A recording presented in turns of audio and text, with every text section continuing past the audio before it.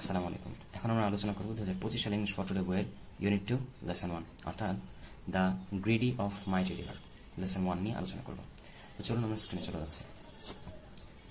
Meherjaan lives in a slum on the Sirajganj town protection embankment. এর মিনিংটা হলো মেহেরজান সিরাজগঞ্জ শহরের সুরক্ষা বাঁধের ওপর একটি বস্তিতে বসবাস করেন। আমরা এখানের মধ্যে থেকে কয়েকটি শব্দ দেখেছি। স্লাম, স্লাম শব্দের অর্থ বস্তি। আর এখানের মধ্যে থেকে প্রোটেকশন এমব্যাঙ্কমেন্ট, এটা তো আমরা বললাম যে একটি সুরক্ষা বাঁধের নিচের কথা বলা হয়েছে। On the Sirajganj town protection embankment অর্থাৎ কি সিরাজগঞ্জ টাউনের বলা হচ্ছে যে শহরের, সিরাজগঞ্জ শহরের সুরক্ষা বাঁধের উপরে তিনি একটি বস্তিতে বসবাস করেন। The whispering wind from the river Jamuna makes the fire unsteady. অর্থাৎ এখানে বলা হচ্ছে যে যমুনা নদী থেকে আসা ফিসফিসে বাতাস, অর্থাৎ হুইসফিয়ারিং মানে হলো ফিসফিস করা, ফিসফিসে বাতাস তার আগুনকে অস্থিতিশীল করে তুলছে। The dancing flame remind Meherjaan of the turmoil of her life. অর্থাৎ এই নাচতে থাকা আগুনের শিখাগুলো মেহেরজানকে তার জীবনের অস্থিরতার কথা মনে করিয়ে দেয়।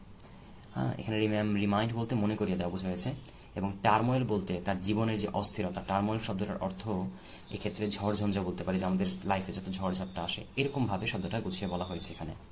আমাদের তৃতীয়ত বলা হয়েছে not long ago Meherjaan had everything. খুব বেশি দিন আগের কথা নয় যে মেহেরজানের কাছে সব কিছু ছিল। আ ফ্যামিলি, পরিবার, অ্যারেবল ল্যান্ড, চাষযোগ্য জমি, তারপর বলা হয়েছে অ্যান্ড ক্যাটল, ক্যাটল বলতে গবাদি পশুকে বোঝানো হয়েছে। এরপরে বলা হয়েছে the erosion of the Jamuna gradually consumed all her land property. That means এখানে বলা হয়েছে যমুনা নদীর ভাঙনে ধীরে ধীরে তার সব জমি গ্রাস হয়ে গেছে, অর্থাৎ শেষ হয়ে গেছে, ধ্বংস হয়ে গেছে। এরপরে বলা হয়েছে ইট finally claimed her only shelter during the last monsoon. শেষ পর্যন্ত গত বর্ষায় নদী তার একমাত্র আশ্রয়টুকু কেড়ে নেয়। আমরা ক্লেইম বলতে দাবি করা বুঝছি, কিন্তু এখানে নদীর দাবি করা মানে কি সে নিজের করে নেওয়া, অর্থাৎ নদী সেটাকে নিজের করে কেড়ে নিয়েছে। এরপরে বলা হচ্ছে it took the river only a day to devour Meher's house, trees, vegetable garden and bamboo wash. That means এখানে বলা হয়েছে যে নদী মাত্র একদিনের মধ্যে মেহেরজানের ঘর, গাছপালা, সবজি বাগান এবং কি বাঁশঝাড় সব গ্রাস করে ফেলেছে। আচ্ছা, এখানের মধ্যে এরপরে বলা হচ্ছে she had a happy family once. একদা তার একটি সুখী পরিবার ছিল। ওভার দ্য ইয়ার অর্থাৎ বছর পেরোতেই কি হয়েছে, she lost her husband and her family two disease that cruel hunger and poverty ব্রট to the family. এর মানে বোঝানো হয়েছে যে বছর ঘুরতেই নির্মম ক্ষুধা এবং দারিদ্রতা থেকে আসা রোগ ব্যাধিতে তার স্বামী এবং পরিবারকে সে হারিয়েছে। এরপর বলা হয়েছে now she is the only one left to live on with the loss and the pain. অর্থাৎ এখানে বলা হয়েছে যে এখন সে একাই কষ্ট এবং হারানোর ব্যথা নিয়ে বেঁচে আছে। The greedy Jamuna has shattered, shattered শব্দের অর্থ হলো তছনছ করে দেওয়া, চুরমার করে দেওয়া। The greedy Jamuna has shattered her dreams and happiness.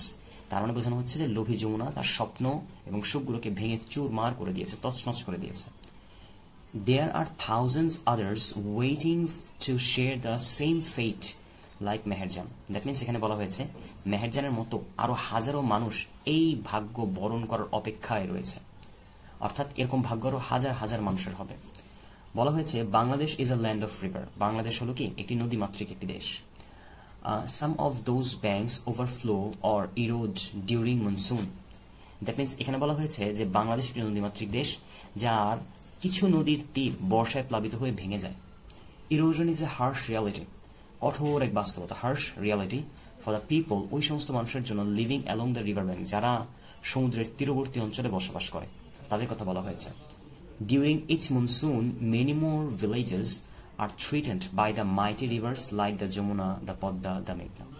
দেখেন সেখানে বলা হয়েছে প্রতি বর্ষায় যমুনা, পদ্মা এবং মেঘনার মতো শক্তিশালী যে নদীগুলো, এগুলা পাশে যে গ্রামগুলো রয়েছে সেগুলো হুমকির মুখে পড়ে যায়। এটা বলছে ইট ইজ এস্টিমেটেড দ্যাট, এটা অনুমান করা যায় যে it is estimated that river erosion makes at least 1 lakh people homeless every year in Bangladesh.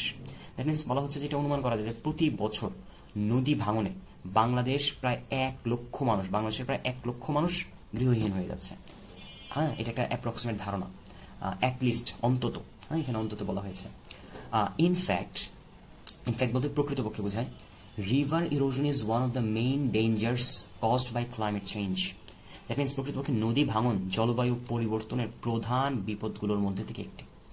এরপর বলা হয়েছে if we can't take prompt action to adapt to climate change there will be thousands of more meherjans in our towns and villages every year.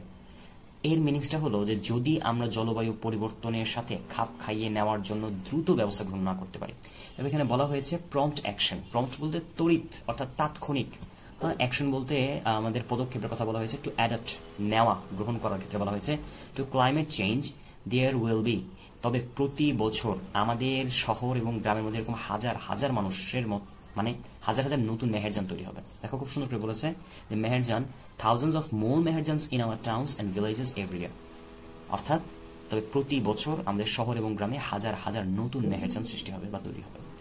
এই ছিল আমাদের আজকের lesson 1। আশা করি তোমরা বুঝতে পেরেছো এবং এই লেসনটা হয়তো তোমাদেরকে অনেক হেল্প করবে ইনশাআল্লাহ।